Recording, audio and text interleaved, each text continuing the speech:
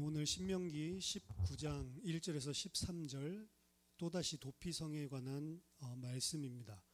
이미 신명기 4장에서 도피성에 대해서 말씀이 나왔죠. 근데 신명기 4장에서는 요단 동편에 그 땅을 차지하고 나서 그 땅 가지고 싶어서 약속하신 땅으로 들어가지 않겠다고 했었던 두 지파 반이 있죠. 그 사람들을 위해서 어떻게 보면 하나님께서 요단 동편에 도피성 3개를 허락하신 것이고, 오늘 19장에서 명령하시고 있는 것은 이제 요단강을 건너서 요단 서편을 차지하고 난 이후에 이스라엘 백성들이 약속의 땅 안에서 도피성 3개를 마찬가지로 지으라라고 하는 것입니다. 도피성은 무엇인가? 어떠한 원한이나 혹은 나쁜 마음을 가지고 고의적으로 살인하지 않은 부지 중에 어떻게 보면 실수죠. 자기가 죽이려는 의도가 전혀 없었는데도 불구하고 어떤 실수로 사람을 죽이게 된 그 경우에 그 사람들을 구제할 수 있는 방안이 이 도피성입니다. 오늘 1절에서 3절 보니까 명령하시죠. 내 하나님 여호와께서 이 여러 민족을 멸절하시고 내 하나님 여호와께서 그 땅을 내게 주심으로 내가 그것을 받고 그들의 성읍과 가옥에 거주할 때에 내 하나님 여호와께서 내게 기업으로 주신 땅 가운데에서 새 성읍을 너를 위하여 구별하고 내 하나님 여호와께서 내게 기업으로 주시는 땅 전체를 세 구역으로 나누어 길을 닫고 모든 살인자를 그 성읍으로 도피하게 하라. 세 구역으로 땅 전체를 구역으로 나누라 라고 이야기를 하죠. 그것은 일정한 간격을 가지고 최대한 빠르게 접근할 수 있도록, 너무 멀리 있으면 멀리 있는 그 도피성을 향하여 가다가 피해 보복자를 만나 죽임을 당할까 염려하시는 것이 마지막에 나오는데, 그래서 각 사람들이 신속하게 도피할 수 있도록 세 구역을 나눠서 도피성을 만들라라고 이야기를 합니다. 요단 동편에도 마찬가지 이유로 3개의 도피성을 허락하셨고, 언제든지 이런 문제가 생겼을 때 살인당하지 않고 피를 흘리지 않고 도피성으로 피신할 수 있도록 만든 것이죠. 신명기 4장 43절에 그래서 르우벤 지파를 위해서 베셀이라고 하는 도시를, 그리고 갓 지파를 위해서 길르앗 라못을, 므낫세 지파를 위해서 바산 골란을 이렇게 선정해서 도시를 도피할 수 있는 곳으로 하나님께서 이미 허락하셨습니다. 지금은 10지파 반이니까 그럼 11개가 있어야 되는 거 아니냐. 근데 이제 면적으로 따졌을 때에는 요단 동편이랑 요단 서편이 거의 유사하기 때문에 거리로 따진다면 마찬가지겠죠. 그래서 3개의 도피성을 허락하십니다. 이 도피성에 관한 처음 규례는 사실 출애굽기에 등장을 하는데, 출애굽기에서는 이렇게 6개의 도피성 이야기를 하지 않습니다. 이게 근데 가장 먼저 나온 도피성에 대한 하나님의 명령이고, 도피성이 원래 무엇인지 본질을 우리가 알 수 있는데요.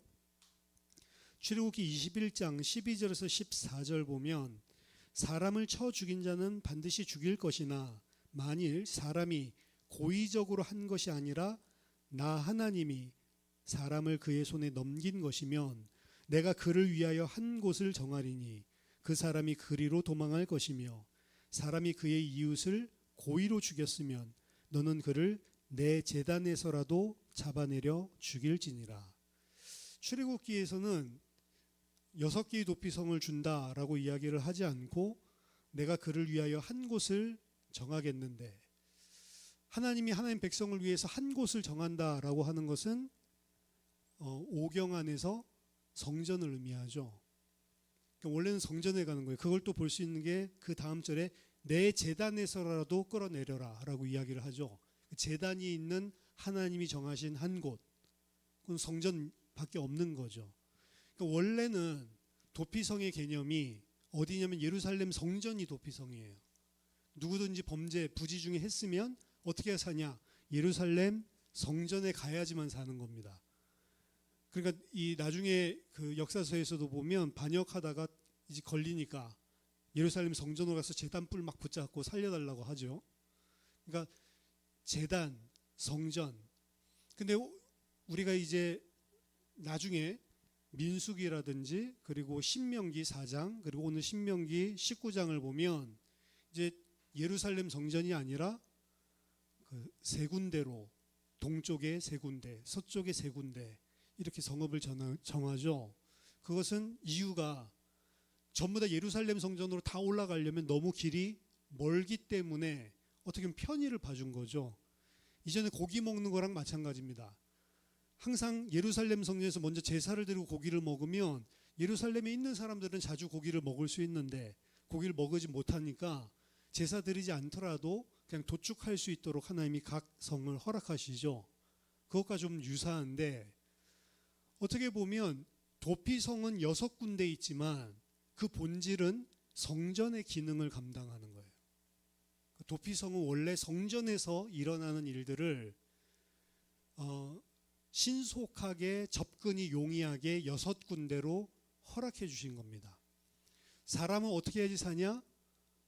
성전 속에 들어가야, 부지 중에 살인한 자 성전 속에 들어가야 보호를 받을 수 있었다. 근데 이 성전을 그냥 예루살렘 한 군데만 있지 않고 어떻게 하신 거냐면 도피성을 통해서 6군데에 신속하게 갈 수 있게 배려를 해주신 것이다 라고 볼 수 있습니다. 도피성에 피한다라는 말이랑 그러면 성전으로 피한다는 말이랑 사실은 영적으로는 같은 의미, 이렇게 우리들이 이해를 하시면 좋겠습니다. 자, 도피성에 누가 들어갈 수 있냐?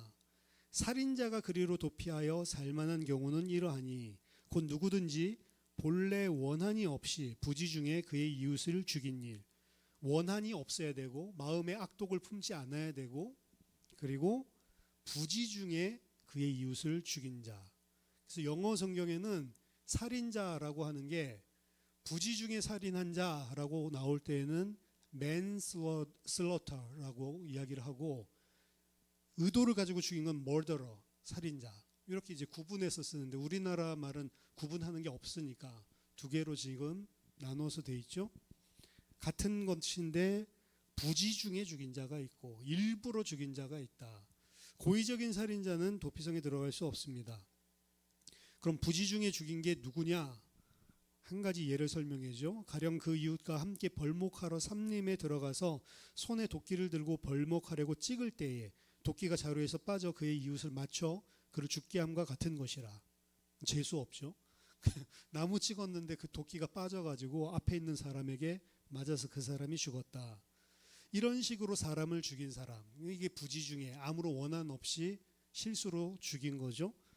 그 성읍 중 하나로 도피하여 생명을 보존할 것이니라. 그 사람이 그에게 본래 원한이 없으니 죽이기에 합당하지 아니하나 두렵건대 그 피를 보복하는 자의 마음이 복수심에 불타서 살인자를 뒤쫓는데 그 가는 길이 멀면 그를 따라잡아 죽일까 하노라. 그러므로 내가 내게 명령하기를 새 성읍을 너를 위하여 구별하라 하노라.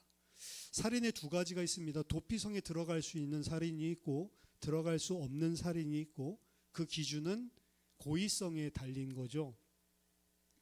민수기에서 좀 더 정확하게 구체적으로 설명을 하고 있는데 오늘은 한 예만 딱 들어서 이야기를 하고 있는데 민수기에서는 좀 더 구체적으로 이야기를 합니다. 민수기 35장 16절에서 18절 보면 철련장으로 만일 사람을 쳐 죽이면 그는 살인자다. 철련장으로 사람을 치면 그 사람이 크게 다칠 줄 알고서도 그런 무시무시한 도구를 가지고 쳤다는 거죠. 그리고 그 살인자는 도피성이 아니고 반드시 죽일 것이라. 그리고 만일 사람을 죽일 만한 돌을 손에 잡고 쳤는데 죽었으면 그것 또한 살인자고 반드시 죽여야 된다. 그리고 만일 사람을 죽일 만한 나무 연장을 들고 사람을 쳤다. 그럼 그 사람을 죽일 만한 의도가 있다는 거죠. 그래서 일단 사람 죽을 만한 물건 가지고 사람을 치면 안 돼. 그렇죠?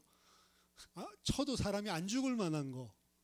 우리 안지쌤은 파리채 이런 걸로 쳐도 괜찮은데 이 철연장 가지고 돌 가지고 막 사람을 찍고 이러면 그건 살인자다. 그러니까 그 사람은 반드시 죽여야 된다. 그리고 19절 보면 피를 보복하는 자는 그 살인한 자를 자신이 죽일 것이니 그를 만나면 죽일 것이요. 피를 보복하는 자라고 되어 있지만 이거 한 명 제가 설명을 드렸죠. 피의 보복자라고 하는 것은 고엘 핫땀입니다. 땀이라고 하는 게 피예요. 피. 우리는 피, 땀, 눈물로 하는데 피가 히브리어로 땀입니다. 그 우리나라 말이랑 전혀 상관없어요. 또 땀같이 피를 흘린 게 이음이야 뭐 이러지 마시고. 근데 핫땀 그러면 그 피죠. 그리고 앞에는 고엘이라고 되어 있는데 이게 보복자가 아니고 정확하게는 리디머입니다. 리디머는 뭐예요? 대속자죠. 그러니까 고엘이라고 하는 것은 어디에 등장하냐면 이 룻이 사실은 그 기업을 물을 자를 찾죠. 그 보아스가 대신해서 기업을 물러주죠. 그 물은다는 게 뭐냐면 대신 빚을 청산해주고 그 땅을 회복시켜주는 거예요. 그래서 대신 대속해서 주는 거죠. 그걸 보고 고엘이라고 합니다. 근데 이 피의 보복자는 피의 고엘이에요. 고엘. 그러니까 이거 참 우리나라에서는 보복자라고 번역을 하고 있지만 실제 히브리어에서는 리디머, 구속자 이야기죠. 그 피에 대한 구속자. 그럼 뭐냐면 우리 가족이나 친족이 어떻게 보면 안타깝게 죽은 거잖아요. 피를. 그러니까 그 피를 정결케 하고 피값을 어떻게 보면 치러주는. 그래서 이제 리디머라는 이야기를 하는 거예요. 피의 대속자. 그래서 어떻게 뭐라고 본문을 그 피의 보복자를 해석할 수 있냐면 가족 구성원이 죽임을 당하여 겪은 손실을 다시 회복하는 자의 개념으로 이해를 합니다. 땅도 잃었을 때 가족 구성원이 종으로 팔리거나 가족 구성원이 가지고 있었던 기업이 팔렸을 때 가문의 토지 기업을 팔았을 때 그것을 다시 회복하기 위한 사람이 고엘인 것처럼 가족 구성원이 어떻게 보면 죽임을 당했다. 그럼 그 피값을 어떻게 회복하기 위한 사람으로 그러니까 친족 중에 한 명을 고엘을 세웠다라고 이야기를 합니다. 누군가 부지 중에 살인으로 죽었어. 그러면 진중 가문 회의를 열어 가지고 고엘을 선정하는 거죠. 그럼 그 선정한 고엘은 그 사람을 죽여도 아무 죄가 없는 겁니다. 왜냐하면 그게 그의 친족들에게 일어난 피해 값을 회복하는 것이라고 보기 때문에 그런 것이죠. 자, 그래서 실수로 죽인 자, 이 사람들만 피해 보복자를 피해 도피성으로 피할 수 있는 것이죠. 그래서 무기를 갖다가 이야기를 하고 있고 뭘로 죽였냐 이게 중요하고요. 두 번째는 살인자의 동기, 마음의 악의를 가지고 했냐, 무슨 과거에 원혐이 있나 이 부분을 또 중요하게 봅니다. 민수기 35장 20절 21절 만일 미워하는 까닭에 밀쳐 죽이거나 기회를 엿보아 무엇을 던져 죽이거나 악의를 가지고 손으로 쳐 죽이면 그 친자는 반드시 죽일 것이니 이는 살인하였음이라. 피를 보복하는 자는 살인자를 만나면 죽일 것이니라. 그러니까 이번에는 특별한 연장 무기를 가지고 있지 않았는데 맨손으로 혹은 밀쳐서 죽이는데 고의로 죽이는 거죠. 원혐을 가지고 벼랑에서 밀어가지고 죽이거나 아니면 몰래 보고 있다가 뭐를 던져가지고 맞춰서 죽이거나 그리고 악의를 가지고 손으로 쳤는데 죽거나 그러니까 이거는 고의로 죽였다라고 생각해서 피해 보복자가 그 살인자를 죽이라라고 이야기를 하고 있습니다.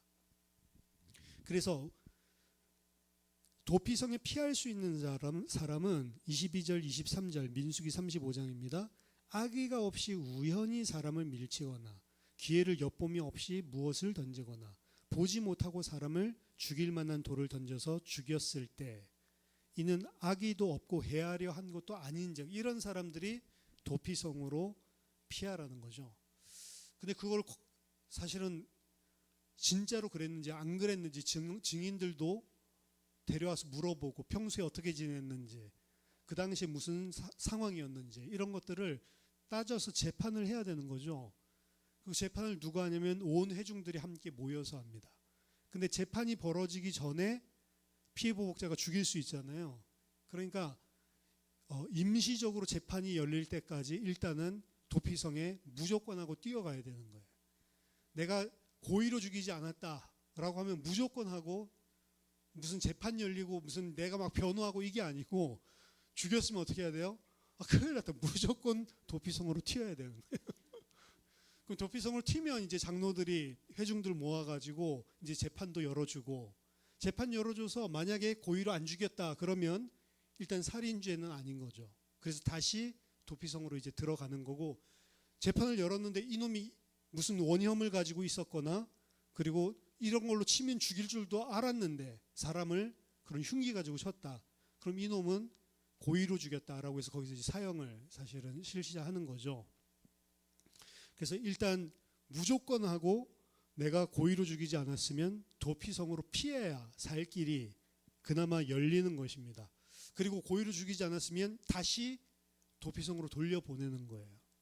그래서 거기서 언제까지 삽니까? 자기가 죽거나 대제사장이 죽거나 둘 중에 하나가 죽어야 돼요. 자기가 거기서 죽기 전까지는 나오면 안 됩니다. 그리고 또다시 나올 수 있는, 대제사장이 죽으면 나올 수 있어요. 그렇죠? 내가 죽거나 대제사장이 죽거나, 그래야 이 문제가 깨끗하게 해결이 된다. 그게 민수기 35장 25절이죠. 피를 보복하는 자의 손에서 살인자를 건져내어 그가 피하였던 도피성으로 돌려보낼 것이요. 봤더니 고의로 죽인 게 아니면 돌려보낼 것이요. 그는 거룩한 기름 부음을 받은 대제사장이 죽기까지 거주할 것이니라. 만약 죽지 않았는데 나오면요. 죽지 않았는데 나오면 피해 보복자가 죽이더라도 어쩔 수 없는 겁니다. 왜냐하면 자기가 도피성에 있어야지만 보호를 받지, 도피성 밖에 나오면 피해 보복자에게서 보복할 수 있는 그 권리가 밖에서는 주어지기 때문에, 그러니까 살려면 무조건 그 안에 있어야 안전 보장이 된다는 거죠. 그 대제사장이 죽으면 이제는 완전히 자유의 몸이 돼서, 만약에 그걸 피해 보복자가 죽으면 그 피해 보복자는 살인자가 되는, 고의로 살인한 사람, 그렇죠? 그럼 그 사람은 죽임을 당하게 될 겁니다. 이제 대제사장이 죽고 나면 그 사람은 이제 완전 면제, 그래가지고 자기의 기업으로 돌아가서 자기의 소유의 땅을 차지할 수 있게 되는 것이죠. 그러니까 자기 기업을 영원히 상속받을 수가 있다. 이게 이제 도피성의 전체적인 그림입니다. 그래서 출애굽기, 그리고 신명기 4장 20장, 그리고 민수기 35장, 그리고 나중에 여호수아서 20장의 또 한 장 전체가 이제 여호수아 때는 실제로 이제 만드는 거죠. 도피성을. 그 이야기가 등장을 합니다. 이 네 군데밖에 사실 등장하지 않는데요. 오늘 본문에서 다른 본문에서 이야기하고 있지 않는 그 특이한 것, 유일한 내용이 8절에서 9절까지 나와 있는 추가적인 도피성에 대한 하나님의 명령입니다. 내 하나님 여호와께서 내 조상들에게 맹세하신 대로 내 지경을 넓혀 내 조상들에게 주리라고 말씀하신 땅을 다 내게 주실 때, 또 너희가 오늘 내가 너희에게 명하는 이 모든 명령을 지켜 행하여 내 하나님 여호와를 사랑하고 항상 그의 길로 행할 때에는 이 셋 외에 새 성읍을 더하여 내 하나님 여호와께서 내게 기업으로 주시는 땅에서 무지한 피를 흘리지 말라. 이같이 하면 그의 피가 내게로 돌아가지 아니하리라. 들어가서 사실은 가나안 땅 안에 요단 동편에 세 군데를 3등분 해가지고 분할해서 가졌죠. 그리고 요단 동편에 세 개가 지금 있죠. 그런데 오늘 명에서 네 지경을 넓혀서 네 조상들에게 주리라고 말씀하신 땅을 다 내게 주실 때, 그럼 무슨 땅? 요단 동편에 지금 전체를 다 차지하고, 그 다음에 요단 서편에 있는 가나안 땅을 정복해서 다 차지하고, 이거 언제 다 차지하냐면 다윗 때거든요. 통일 왕조, 남북으로 갈라지기 전에 다윗과 솔로몬 때만 이 가장 온전한 영토를 차지하게 되는데, 가나안 땅에 있는 족속들을 다 몰아내고 완전히 지배하고, 몰아내지는 않고 살고 있었지만 완전히 복속시키고, 다윗이 다 무릎 꿇리거든요. 그리고 요단 동편에 있는 모압, 암몬 이런 데들까지 전부 다 어떻게 무릎 꿇리거든요. 그래서 온전하게 차지한 것은 다윗 때예요. 가장 영토가 넓었을 때가 다윗 때입니다. 그런데 그럼 그때의 세계를 더 세우라는 말인가? 신명기 1장 7절에 보면 약속의 땅을 이야기할 때 지금 우리가 생각하고 있는 팔레스타인 그 땅, 요단 동편과 서편 그 땅 말고 더 큰 땅을 사실은 이야기를 해요. 신명기 1장 7절 방향을 돌려 행진하여 아모리 족속의 산지로 가고 그 근방 곳곳으로 가고 아라바와 산지와 평지와 네겝과 해변과 가나안 족속의 땅과 레바논과 큰 강 유브라데까지 유프라테스 강까지가 이 지경 하나님이 준 땅으로 나오거든요. 근데 구약에 유프라테스에 있는 그 곳을 다른 민족이 점령하려고 할 때 다윗이 군대 보내서 그쪽으로 가지 못하도록 차단한 경우는 있어도 유프라테스를 하나님이 이스라엘 땅으로 정복하게 한 적은 한 번도 없습니다. 다윗 때가 최고인데 다윗 때에 이스라엘의 영토가 유프라테스까지 가지를 않았어요, 사실은. 근데 하나님의 약속은 출애굽기에서도 유프라테스가 언급되고 신명기 1장에서도 유프라테스까지가 하나님이 너에게 주신 땅이다라고 이야기를 하거든요. 신명기 11장 24절에서도 너희의 발바닥으로 밟는 곳은 다 너희의 소유가 되리니 너희의 경계는 곧 광야에서부터 레바논까지와 유브라데 강에서부터 서해까지다. 유프라테스 강까지 가는 거죠. 그러니까 다윗 때 하나님이 약속하신 땅을 다 차지했다라고 보통은 이야기를 하지만 사실은 다 차지하지 못한 거죠. 아직 요단 동편 쪽에 유프라테스 강까지 어떻게 보면 차지해야 될 땅이 많이 남아 있었던 거죠. 그래서 오늘 네 지경을 넓혀 네 조상들에게 주리라고 말씀하신 땅을 다 너에게 주실 때 그때 세계의 도피성을 더 만들라라고 이야기를 하고 있는 겁니다. 그리고 이거는 구약에서 성취되지 않았던 하나님의 언약이에요.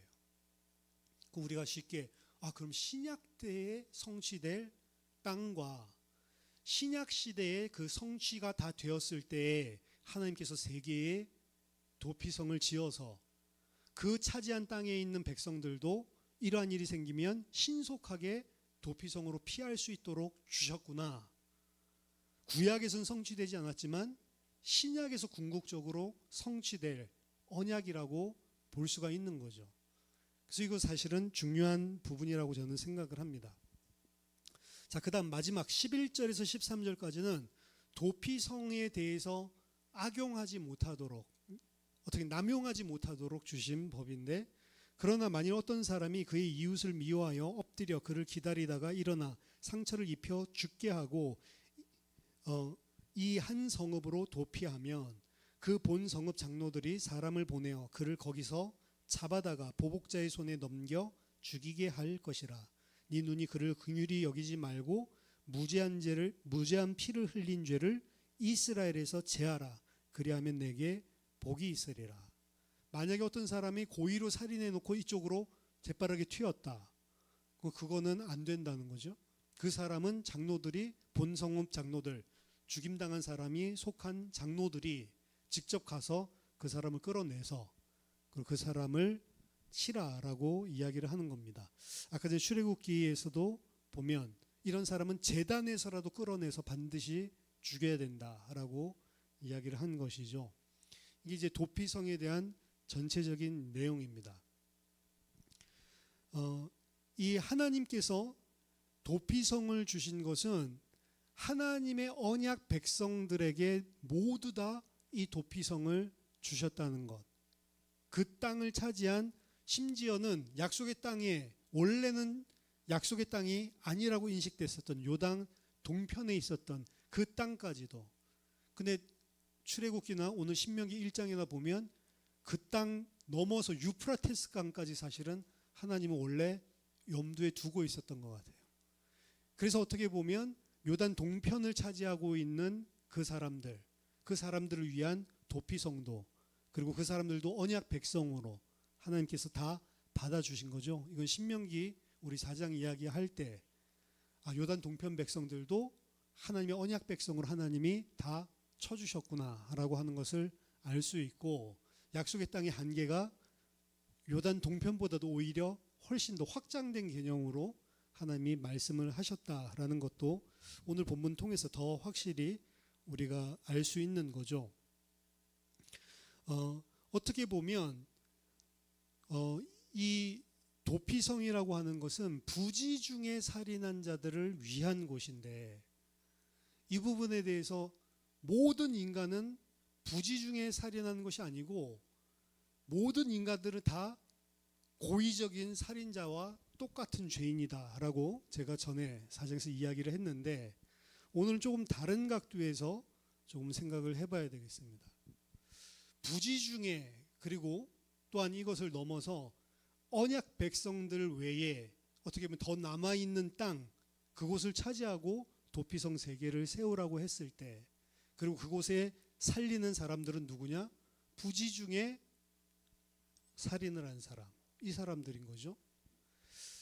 과연 부지 중에 살인했다라고 하는 것을 신약적인 개념으로 어떻게 우리가 이해를 하는 것이 좋을까 많이 묵상을 했는데, 하나님께서 언약의 백성들, 하나님의 백성들을 위할 뿐만이 아니고 그 밖의 지경, 이것은 이방인들을 신약시대에 이야기하는 거다.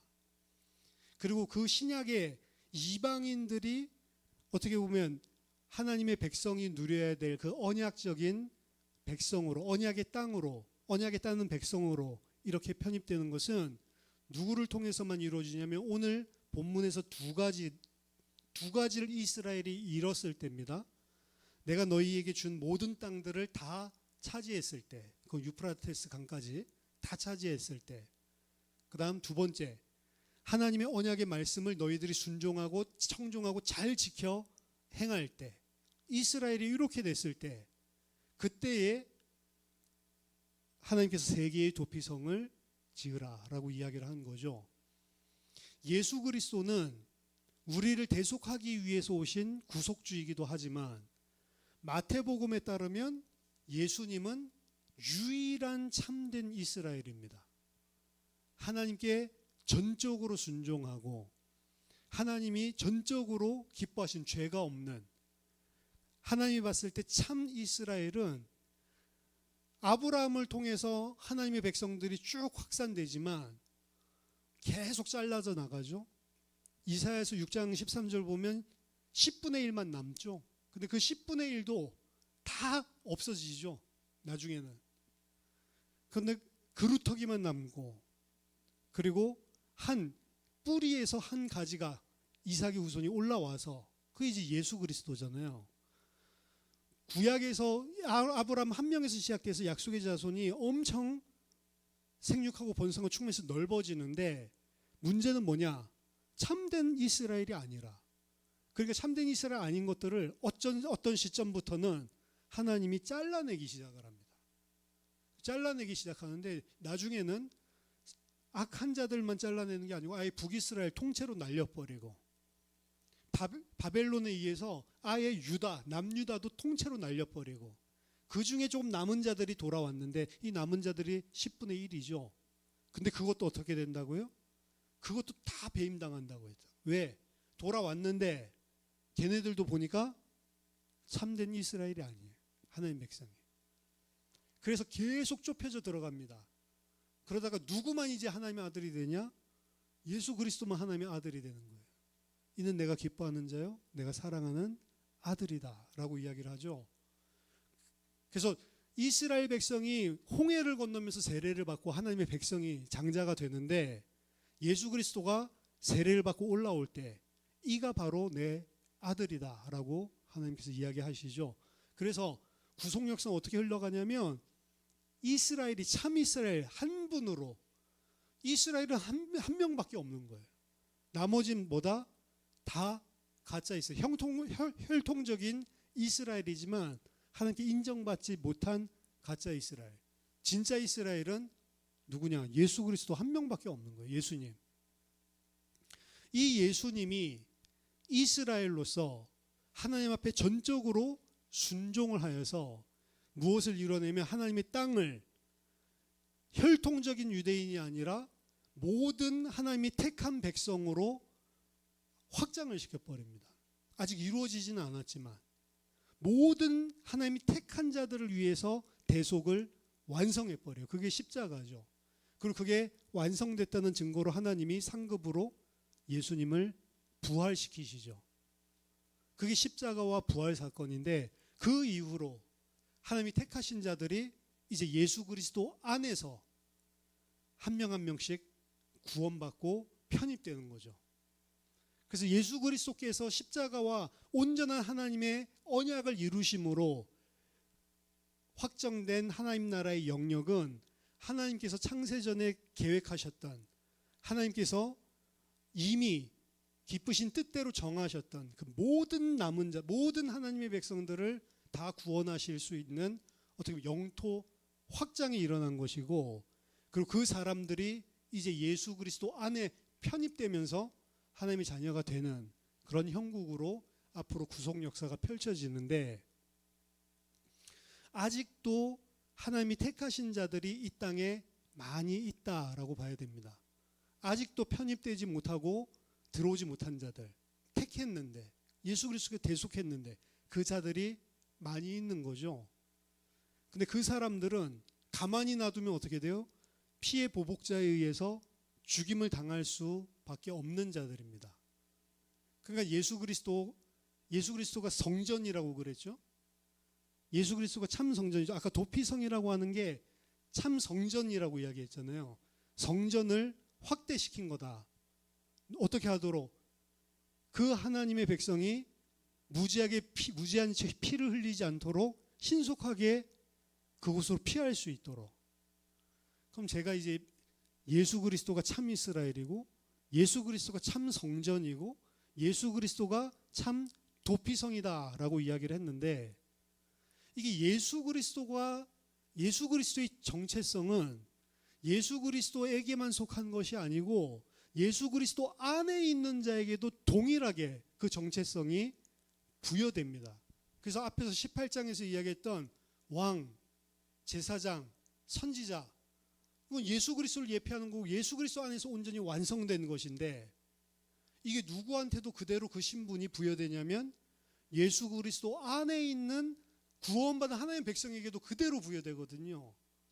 그러니까 예수 그리스도가 참왕이듯이 우리도 왕 같은 제사장, 왕과 제사장이, 그리고 하나님의 아름다운 덕을 선전하는 선지자로 정체성이 주어지죠. 그리고 19장에 참 도피성 대신 예수 그리스도를 예언하는 이상이 들어왔는데, 그럼 우리도 누가 돼요? 참된 도피성 안에서 우리도 도피성으로 신분을 부여받는단 말이에요. 근데 도피성은 뭐 하는 사람이라고요? 모르고 죽인, 모르고 범죄한, 그래서 죽임당할 수밖에 없는 자들이 신속하게 피할 수 있도록 하나님이 주신 거죠. 그리고 이스라엘이, 참 이스라엘이 하나님의 뜻을 이루게 됐을 때 이제 그곳에도 신속하게 피할 수 있도록 도피성을 3개 준다라고 이야기를 한 거죠. 제가 봤을 때 이 시대의 도피성은 누구냐? 구원받은 하나님의 백성들입니다. 교회 공동체도 도피성이고 여러분 개인도 도피성입니다. 그리고 그 도피성의 역할은 뭐냐? 부지 중에 범죄하고 죽임당할 수밖에 없는 자들이 신속하게 피할 수 있도록 하나님께서 주신 것이다. 그럼 여러분들은 부산에서 오신 분, 부산의 도피성인 거예요. 그렇죠? 양산의 도피성, 대구의 도피성, 울산의 도피성, 언양의 도피성, 수도권, 완도 이런 데 도피성으로 하나님께서 주신 것이죠. 왜? 부지 중에 반드시 죽을 자들이 우리 주변에 살고 있는데 그 자들을 살릴 수 있도록 하나님께서 우리를 도피성으로 그곳에 세워놓으신 거란 말이에요. 우리가 아니면 이 사람들이 살 곳이 없다. 우리가 아니면 부지 중에 살인했지만 부지 중에 누구를 몰라요? 하나님을 모르고 예수님을 모르고 영적인 사실을 몰라서 부지 중에 죄를 짓고 죽임당할 수밖에 없는 그 사람들 살리도록 우리를 도피성으로 세워놓으셨다. 예수 그리스도만 도피성이 아니고 우리도 도피성인 것입니다. 우리 안에 오면 다 살 수 있도록. 그럼 여러분을 만나고 여러분이랑 교제하는 사람들은 다 살 수 있도록. 근데 다 사나요? 말해줬는데 고의로 범죄한 자, 살인한 자는 살 수 없죠. 그렇죠? 고의로 하나님 대적하는지 안 하는지 어떻게 할 수 있어요? 우리를 통해 그들이 복음을 들어야만, 거기서 판가름이 나는 겁니다. 복음을 우리를 통해 들었는데도 나 싫어 라고 하는 그 사람은 고의로 죄 짓는 사람이죠. 복음을 듣지 못했는데 죽는다면 그럼 그것은 누구 책임이에요? 우리 책임이죠. 그게 파수꾼 선지자의 역할이기도 하고 도피성의 역할이기도 합니다. 세상 사람들은 다 부지 중에 하나님 대적하면서 살아가고 있고, 사람을 죽였다 살인자라고 하는데 그 죄인들이 다 예수를 십자가에 못 박아 죽인 자들이란 말이에요. 독일 신학자들이, 성경학자들이 잘못 깨달아서 유대인들, 로마 사람들이 예수님을 십자가에 죽였다라고 이야기하지만 모든 인간은 다 하나님을 대적해서 내 손으로 직접 십자가에 못 박아 죽인 것과 똑같은 죄를 다 가지고 있는 거예요. 어떻게 보면 하나님을 모르기 때문에 부지 중에 예수를 십자가에 다 못 박아 죽인 거죠. 근데 죽여놓고도 죽인 줄도 몰라. 왜? 내가 죽일 의도도 없이 돌 던졌는데 그 돌에 맞고 죽었으니까. 말하자면, 쉽게 표현한다면. 그 사람들이 만약에 부지 중에 죽인 줄도 모르고 그대로 있다. 그러면 피를 대속하기 위한 자, 고엘, 그분이 그 피값을 치르고 그 땅을 정결케 한단 말이에요. 어떻게 보면 피 흘린 그 땅을 정결케 하기 때문에 고엘, 리디머라는, 구속자라는, 대속자라는 표현을 사용하는 겁니다. 피의 보복자, 사실 하나님과 하나님의 천사들인데 그 자들에게 죽임당하지 않게 하려면 어떻게 해야 돼요? 그 사람들이 도피성으로 피할 수 있도록 뭘 해야 돼요? 길을 닦고, 그리고 그들이 신속하게 그 도피성에 접근할 수 있도록 곳곳마다 도피성을 세워놓으라는 거죠. 그래서 예수 그리스도께서 참 이스라엘 되신 그분이 하나님의 지경을 이제 이방 경계까지, 땅끝까지 넓히고 하나님 택하신 모든 자들을, 유대 혈통이 아니라 모든 자들을 구원받을 수 있도록 하나님의 나라를 어떻게 보면 확장을 시켜놓고, 그리고 구원받은 자들을 뭐로 세웠어요? 도피성으로 다 세워놓으신 거라. 아, 내가 도피성이구나. 죄인들이 나한테 와야지만 사는구나. 그럼 하나님의 입장에서 본다면 왜 우리 주변에 예수 그리스도 모르는 사람을 나에게 보내주셨을까? 이 생각을 여러분들은 하고 사셔야 된다. 그 사람들이랑 그냥 놀러 다니라고 붙여놓은 것이 아니고 하나님께서 도피성 역할을 하라고 그 사람을 나에게 보내주신 거라고요. 그렇죠? 그럼 그 사람에게 무슨 왕 같은 제사장으로, 선지자로 도피성이 되어주는 것은 그들에게 그리스도를, 예수 그리스도를 알게 하는 거죠. 하나님의 백성이 당연히 가지고 있는 신분이고 정체성입니다. 선교사가, 그리고 목사가, 전도사가 하는 게 아니고 하나님의 백성이 모두 다 왕 같은 제사장이고 선지자고 도피성이 되어야 된단 말이에요. 그 사람들이 와서 살아날 수 있도록, 그 사람이 와서 안전할 수 있도록. 근데 거기에 대해서 보통의 신자들은 관심도 개념도 정체성도 전혀 없습니다.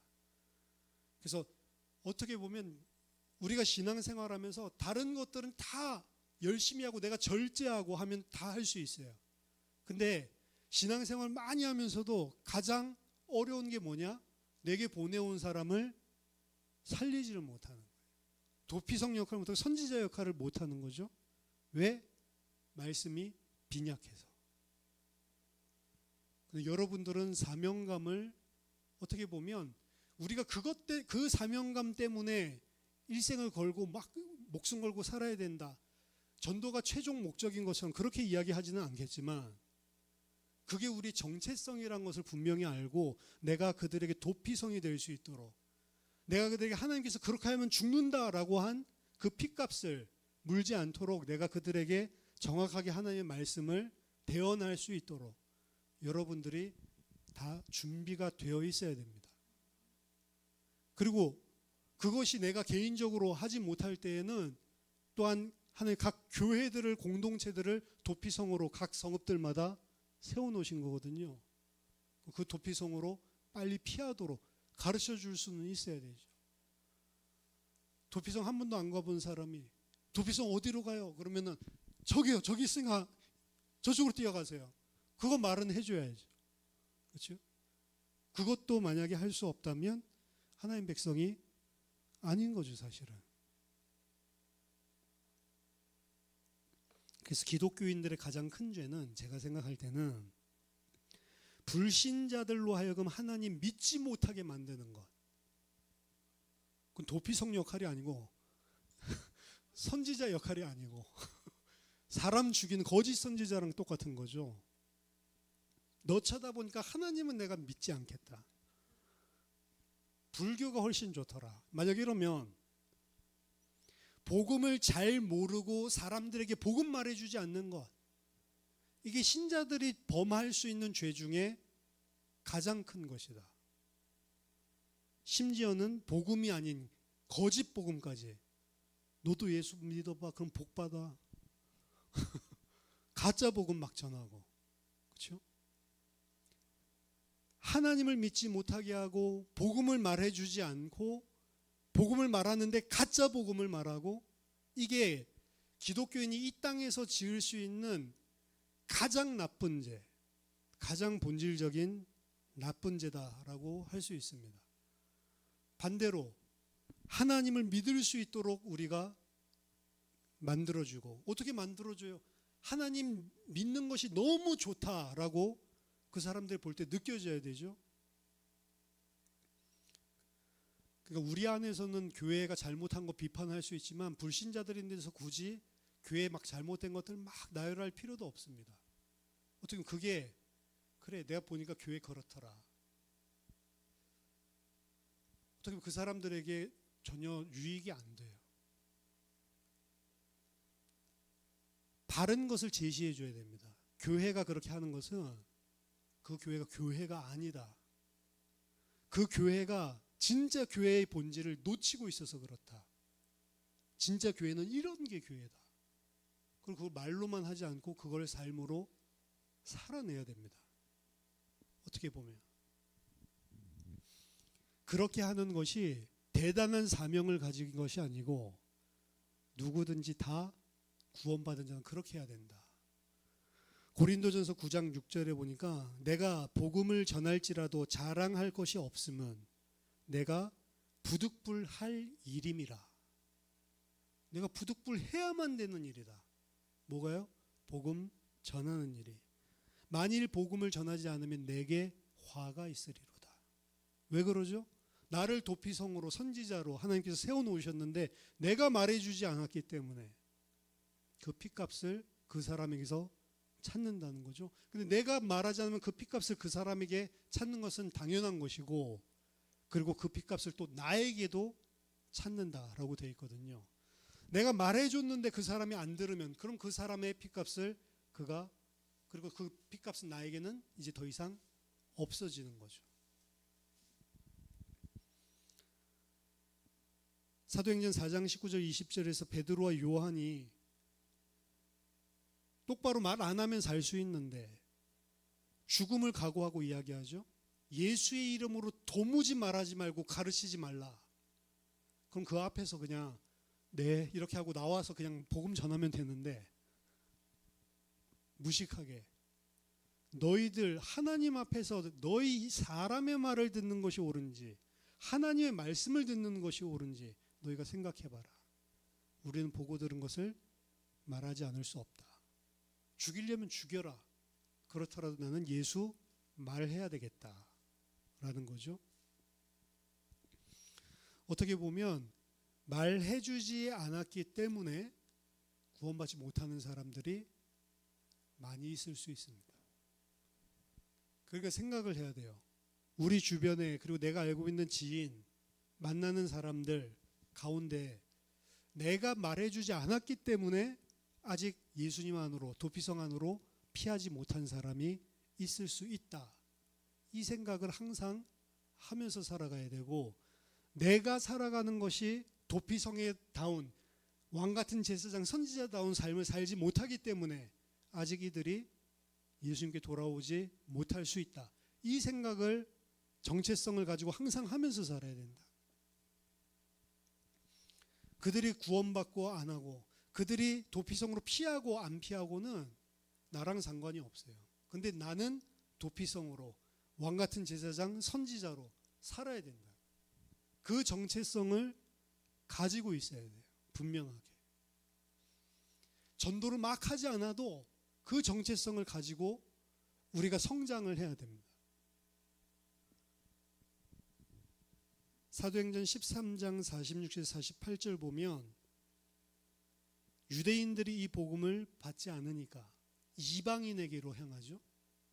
그리고 그 이방인들에게 복음을 전했더니 이방인이 듣고 기뻐하면서 하나님의 말씀을 찬송하며 영생을 주시기로 작정된 자는 다 믿더라. 그렇죠? 이방인들 중에도 안 돌아온 사람들 훨씬 많았을 겁니다.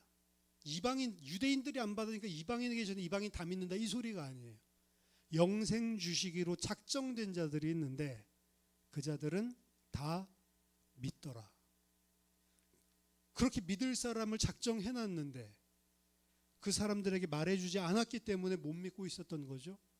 그래서 사도 바울과 바나바가 가서 그들에게 이야기해 주니까 그들이 즉시로 반응해서 다 믿고 교회가 세워지는 거죠. 나는 그런 사람들 한 번도 만난 적이 없는데, 여러분 그런 사람들 한 번도 만난 적이 없습니까? 그 만난 이유 중에 첫 번째가 뭐냐면 안전했기 때문에 못 만나는 거예요. 안전해 봤으니까 한 명도 못 만나지. 그거 어떻게 전하는데요? 전하려고 하지 말고 내 정체성과 신분부터 바르게 가지고 있으라는 겁니다. 그리고 그들이 물을 때 말할 것을 항상 준비하고 있으라고요. 그들을 만날 때 내 신분과 정체성을 오늘 도피성으로, 그리고 18장에 이어가는 이 신분으로 가지고 있냐, 가지고 있지 않냐 중요하다는 겁니다. 가족들 가운데 믿지 않는 자들 있죠? 그들에게 여러분들이 도피성이 돼야 되고 그분들에게 여러분들이 왕같은 제사장 선지자가 돼야 된다. 근데 우리는 그 사람들 앞에서 전혀 도피성답지 않게 그들과 똑같은 수준으로 생각하고 살아간다는 거죠. 하나님의 백성이 하나님 백성답게 살아가야만 그들이 도피성으로 피할 수 있다. 이것을 여러분들이 분명하게 기억을 해야 됩니다. 그래서 씨 뿌리는 자의 비유를 보면 다 옥토가 아니에요. 어떤 밭은 뿌려보니까 길가기도 하고, 어떤 밭은 뿌려보니까 돌밭이기도 하고 가시밭이기도 하고 전부 다 결실하지 못하는 밭들이죠. 근데 어떤 밭에 떨어졌는데 이거는 좋은 땅, 옥토라. 그렇게 옥토가 발견되는 것이지, 씨를 안 뿌리면 아예 옥토가 뭔지 아닌지 알 수도 없는 거죠. 그래서 어떻게 보면 전도는 다 건드려 보는 거예요. 모든 내가 아는 사람들을 다 건드려 봐야 된다. 씨를 뿌려 봐야 된다. 근데 그 씨는 어떻게 뿌리냐? 가장 선명하게는 말씀으로. 말씀으로 안 된다면 삶을 통해서. 두 개가 저는 다 같이 가야 된다라고 보는데, 그래서 말씀을 모든 자들로 듣게 만들어 보면 그 가운데 옥토가 드러나는 거죠. 말씀을 다 뿌려봤는데 전부 다 돌밭이야. 어쩔 수 없는 거예요. 그건 내가 하는 게 아니에요. 하나님이 하시는 거지. 중요한 건 나는 뿌렸느냐 안 뿌렸느냐. 이게 이제 중요한 거죠.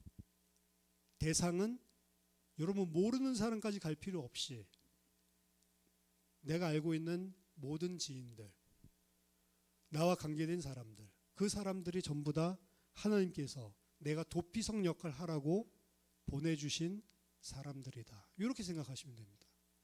그럼 여러분들이 여러분 주위의 사람들, 불신자들이랑 대화를 하고 생각을 하고 무슨 일을 할 때에도 항상 그 개념을 가지고 있어야 된다니까. 나를 통해서 이 사람들이 예수를 본다. 나를 통해서 이 사람들이 하나님을 본다. 라고 하는 것을 가지고 있어야 된다니까요. 이것만 가지고 있어도 신자들이 자기의 삶들 속에서 절제하게 되고 하나님의 뜻을 따르게 되고 모든 실생활 속에 하나님의 말씀이 살아나게 됩니다. 근데 그 생각을 그냥 아예 안 하고 살아가는 거죠. 그래서 예배 드리는 날, 주일, 그리고 나머지 6일 동안은 그냥 불신자랑 똑같이 살아가는 거죠. 그것이 문제다.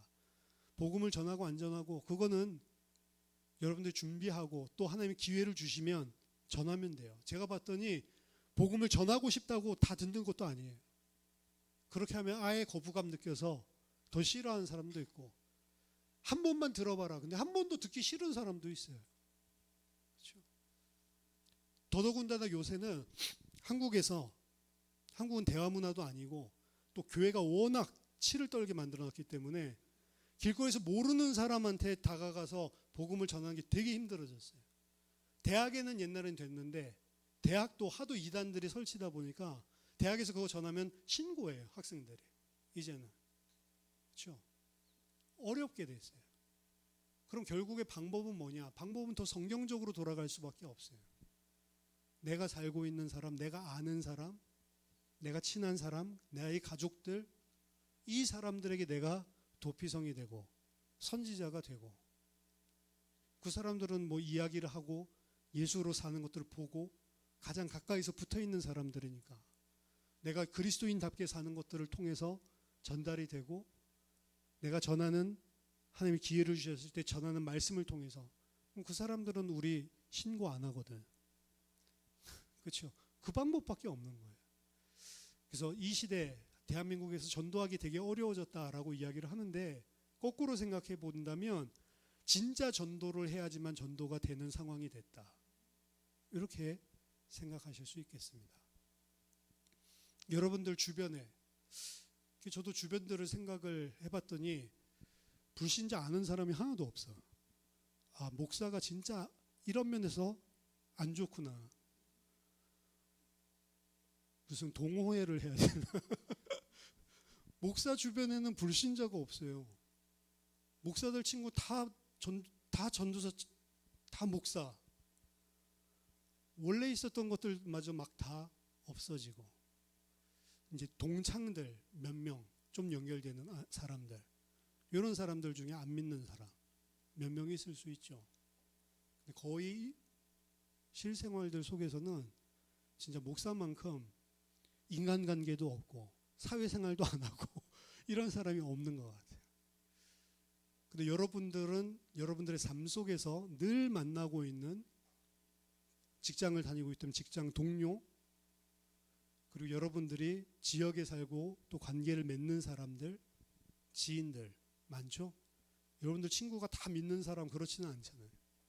근데 그 사람들과의 관계들 속에 일단 내 신분과 정체성부터 회복해라. 우리 자신을 돌아봐야 됩니다.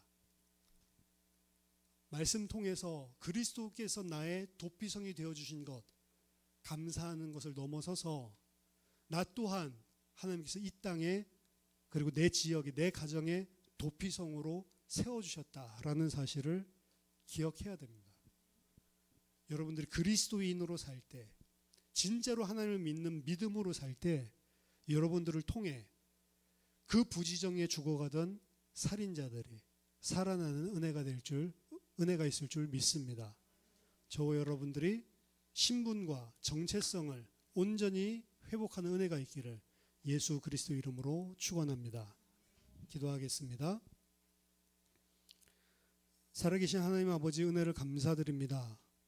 우리를 이 시대에 도피성 삼아 세워주심을 감사드립니다. 하나님 부지 중에 죽어가고 있는 자들이 우리를 만나서 하나님 살아날 수 있도록 살 수 있는 길이 열리도록 우리가 하나님 자녀의 신분과 정체성을 놓치지 않게 하여 주시옵소서. 그들의 삶 속에 하나님을 믿는데 걸림돌 되지 않도록 하나님 온전한 믿음으로 살게 하여 주시옵소서. 그들이 모르고 죽지 않도록 주님 문을 열어주셔서 예수 그리스도의 비밀을 담대히 말할 수 있도록 역사해 주시옵소서. 예수 그리스도 이름으로 기도하옵나이다. 아멘.